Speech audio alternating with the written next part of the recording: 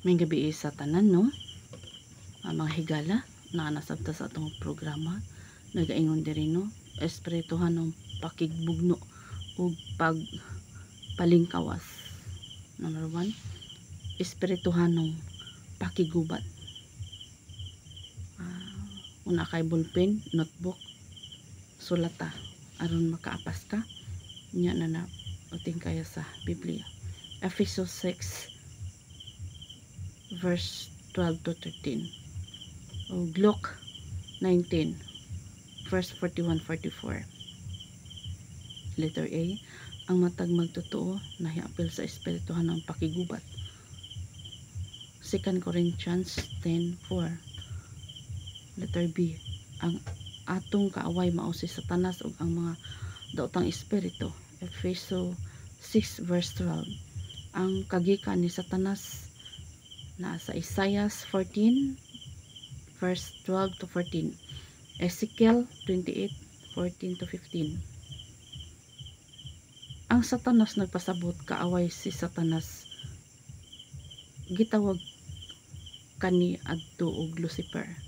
Si Lucifer, Isaiah 14:12, siya gihimo sa Dios nga maayo kaayo.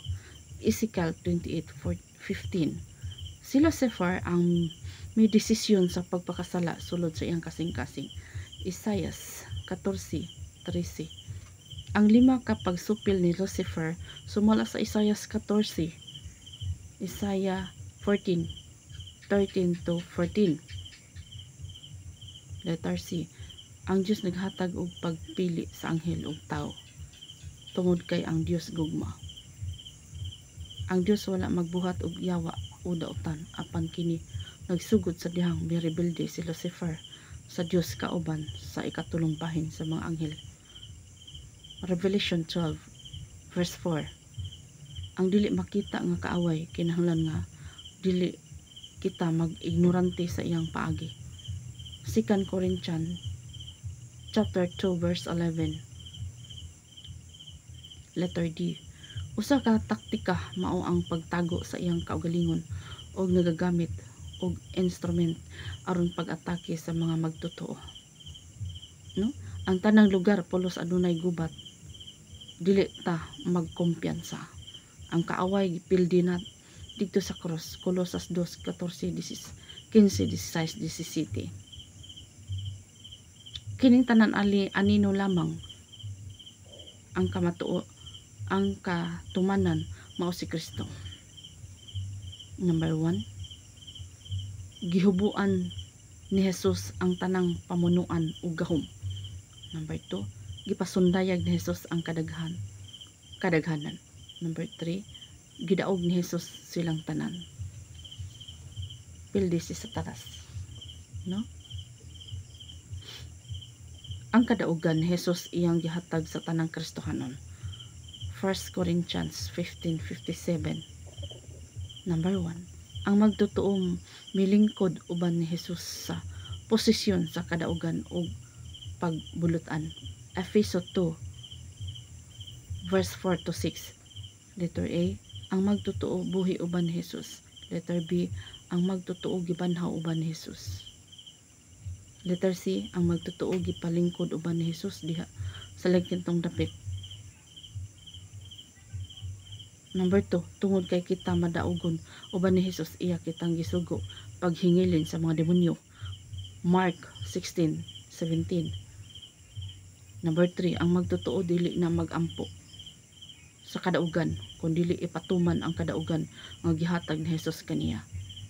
Mga anita, sa ganito, ang magtotoo dili na magampo sa kadaugan kundi ipatuman. So trabahoon kay ipatuman man kadaugan nga gihatag ni Jesus kaniya. Amen. Trabahoon, no? Trabahoon. Ngano ang kaaway gitugutan pa man sa pagsamok kanato. Pangutanan, no? Ngano pa man ang kaaway ba gitugutan pa man sa pagsamok kanato. Kinalaot atong pasaron. Ang Dios nagtudlo unsaon pagpakigubat aron kita madaugon, maghuhukom. 3:1 and 2. Kay kon walay kaaway nga pildihon, dili kita magmadaugon. muhari kita uban ni Jesus. Revelation 20 verse 4. Number 2, ang mga hinagiban sa atong pakigbugno. Ang Diyos naghatag kanato og hinagiban sa pakigbugno nga lig-on gayud. 2 Corinthians 10 verse 4. Atong tumpagon ang mga kuta pinaagi sa paggamit sa lakit ng hinagiban. Sa may lingit ng hinagiban nga atong gamiton, mao ni siya ang langit ng hinagiban nga atong gamiton. Mao ni siya. Number 1, pagampo. Number 2, pangalyupo. Number 3, pagpuasa. Number 4, pagdaig ug pagsimba. Number 5, pulong sa Dios. Number 6, ngalan ni Jesus. Number 7, dugo ni Jesus.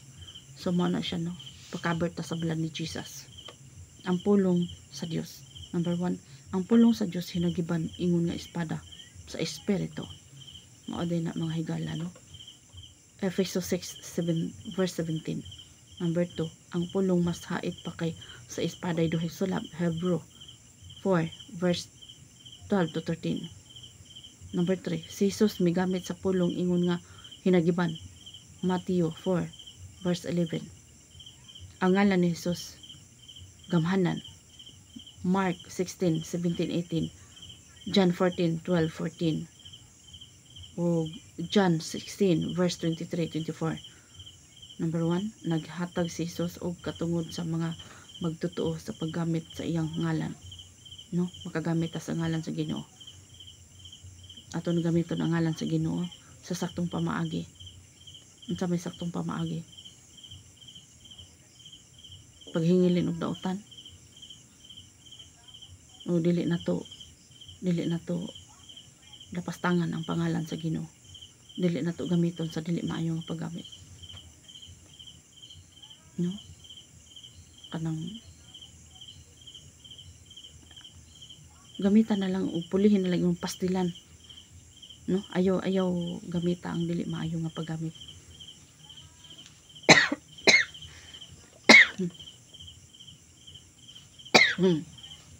Excuse.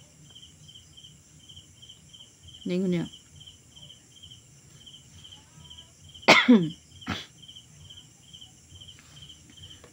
Number 2, si Pedro migamit sa ngalan ni Jesus. Buhat 3.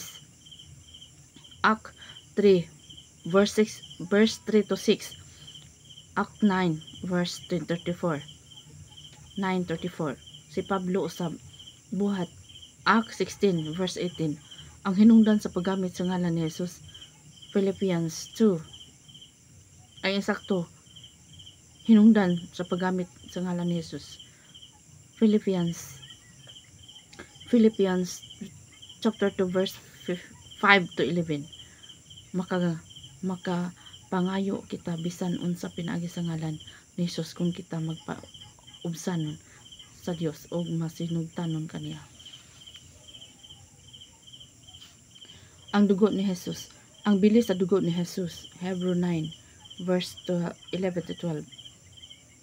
Ang dugo ni Jesus gihalad niya ngadto sa iyang amahan makausa ug dili na usbon. Kini nagpasabot nga ang paghalad kompleto gayod ug dili na kinahanglang usbon, no, klaro kayong pulong sa Ginoo, dili na kinahanglang usbon, no, dili na kinahanglang usbon pa. Ang paghalad sa dugo ni Jesus kausa kini nagpasabot nga ang kaayuhan nini alang sa tanan. Ang paghalad sa dugo ni Jesus ang Jesus nga alang kanato kaayuhan sa tanan alang sa dayong kaluwasan. Ang nahiapil sa walay katapusang paglukat. Ang mga sumusunod nga nahiapil sa kaayuhan sa walay katapusang paglukat sa iyang dugo. Letter A, pagpasaylo og kinatibuk-an ang pagpasaylo sa sala. 1 John 1:7 to 9. Letter B, walay katapusang kinabuhi. 1 John 5:11 to 13. Letter C, katungod ug kaisog pagsulod sa iyang presensya. Hebrew 10:9-20. Letter D, kaayuhan. 1 Peter 2 verse 24. Letter E, panalipod Exodus 12:23, John 1:29. Letter F, hinagiban. Sa may hinagiban, Revelation 12 verse 11, Matthew 18 verse 18. Alang letter G, alang sa paghimo sa iyang kabubuton, Hebrew 13:20-21.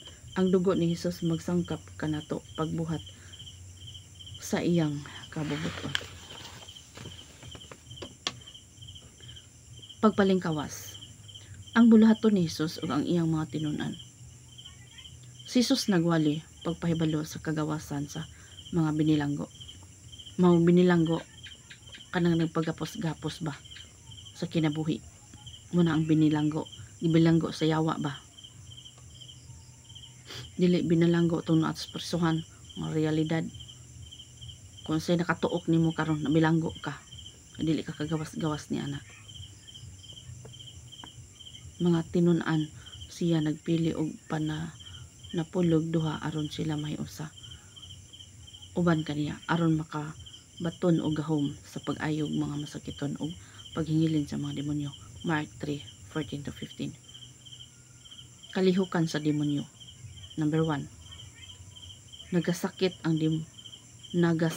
ang demonyo mag-atake sa hunahuna ug nagbutang og daotang hunahuna ug mga panlimbong. Kasulbaran ipabag-o ang iyang hunahuna. Roma 12 verse 2, Philippians 2 verse 5. Nagatiis ang mga demonyo moatake sa kasing-kasing hunahuna ug hangtod nga biktima makumbinser nga ang daotan mahimong maayo. John 13 verse 2 miingon na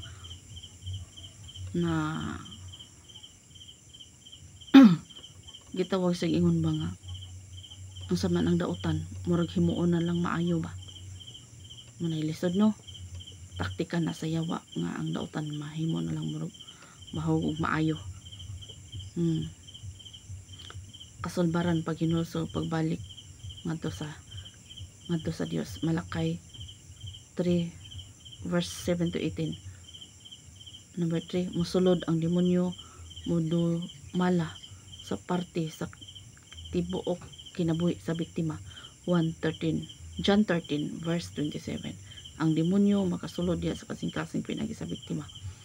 Kaulag, pagkadalo, kahadlok, balatian o katalagman. Ehemplo, Mark 9:14-29. Kahadlok ba ka ng kahadlok ang dili ka mo sangyaw. Muna siya. Kinala mo sangyaw yun ka. Naadi ko maulaw. Buhat as kaway. Hindi ka katubang. Praktikal nga ang sa pagpahigawas sa tao nga gisudlan. Number 1, paghimo og grupo sa pagpahigawas. Dito ang gidakon sa grupo duha ngadto sa 4 ka miyembro. Number 2, kinahanglan nga magtotoo nga puno sa Espiritu Santo. Number 3, ang pangulo kinahanglan aduna nay kasinatian o bulaton sa pagpahigawas. Number 2, pag-ampo, puasahan kon mahimo ingon nga grupo. Mark 2:29. Niining higayuna ang Ginoo magapadayag sa espiritu ug sa ilang daotang binuhatan. Pagpamalandong sa pulong sa Dios nga mao ang iyang gahom. ang atong katungod diha kang Kristo. Colossus 2:9 verse 10. Chapter 2 verse 9-10. Efeso verse 1. Chapter 1 verse 19-23. Efeso 2 verse 4-6. Ang gahom gitugyan na ngadto sa magtuto. Luke 10 verse 19. 1 John 4 chapter 4 verse 4. 1 John 3 verse 8. Mark 16 verse 17-18. Letter C, ang hinungdan, ang hinagiban sa manggugubat, pagdaig ug pagsimba. Salmo 149 6-9. Salmo chapter 8 verse 2. ang pulong sa Diyos, Hebrew 4 verse 12. Ang ngalan ni Jesus, Mark 16 to 17. Philippians 2 verse 8 to 9 to 11. Ang dugo ni Jesus, Revelation 12 verse 11. Gapusa una ang kusgan nga tao sa dili pa kini makaabot sa biktima. Ikaw espiritu ka sa pagka madudahon, ikaw espiritu ka sa pagkaway pulos na wala hinungdan, ako kang gapuson, ako i-approach pull down objecto nga to kas imperno ana no sa dili patang masangyaw ato isang gapuson. No, dalhon ta dito sa mga tao na kinahanglan og kaluwasan. Pagdayo o pagsimba na siya manang gapuson. Ang bulaton sa grupo sa dili pa pagampo sumuta pagampo nga panalipdan o tabunan kamo sa dugo ni Jesus, ingon man usab ang miyembro sa panimalay property sa biktima. Kadtong dili Kristohanon pagawason diha sa kwarto sa biktima, alang ni adtong biktima nga aduna pay maayong panimuot, iwali ang maayong balita kaniya. Romans 1:15. Kung siya nagdawat kang Jesus, ingon nga siya maluluwas, hangyoa siya sa pagpasaylo sa nakasala ngadto kaniya. Sugo siya sa pagbiya gikan sa demonyo. Sugoas siya sa pagbiya gikan sa demonyo alang sa walay mayong panimuot.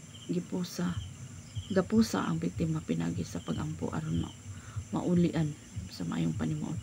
Sunda ang mga ang sa imong buhaton adto sa adunay mayong panimuot. Hingindi dayon ang demonyo.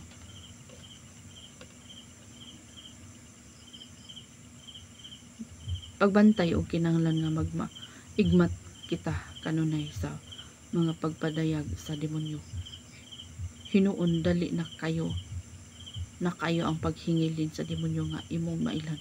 Ayaw pagundang pagpadayon itugyan ang imong kinabuhi ngadto sa Dios. Hinginli ang yawa og siya mokalagi gikan kanimo. Santiago 4:7.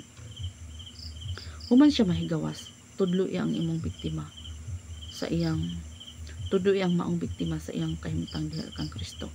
Tudlo siya sa pagampo, pagsimba ug pagbasa sa Biblia. Tudlo siya sa paghingilin sa yawa nagiban sa gubat. Giyahi siya ngadto sa pagpuno sa Espiritu Santo. Paghimo og kaayuhan nga anaa sa kinasuluran. Tan-awa ang pagtulunan sa kaayuhan nga anaa sa kinasuluran. Hallelujah. Dalaygon ang Dios iyang mga pulong. So man ang giya sa atong kinabuhi. Muna nga di man gid ingon ato dayon nang masag-ulo muna nga atong balik-balikon pagbasa. God bless.